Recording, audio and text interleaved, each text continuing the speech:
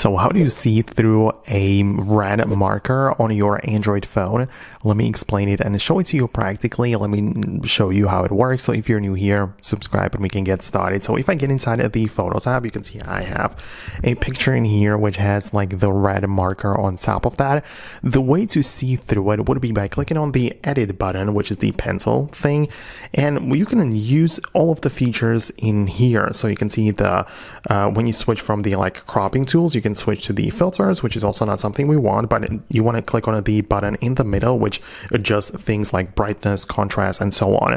And these tools will probably help us see through it. So we can zoom in on it, and it depends on how much it was like, used the red marker, how much it covers, right? But we can most definitely like raise the brightness, right, or exposure and see what is adding the information in there. So, it's not ideal, but you can see that something is getting shaped in there. So just play around with the tools to see if it makes any difference, right? And see what we can do with it, right? Most of the time it's not really much, but the things like the brightness, the exposure, contrast, and those type of things will make a difference, right? For example, if I lower down the highlights, you can see I can actually see through it a little bit more.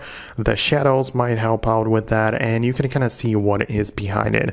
But the point is that it might be like marked in such a way that there isn't going to be anything we can do about it, right? So it kind of depends. And let me just show it to you what I mean by that. So whenever we are marking up images, doesn't matter on which phone we do it.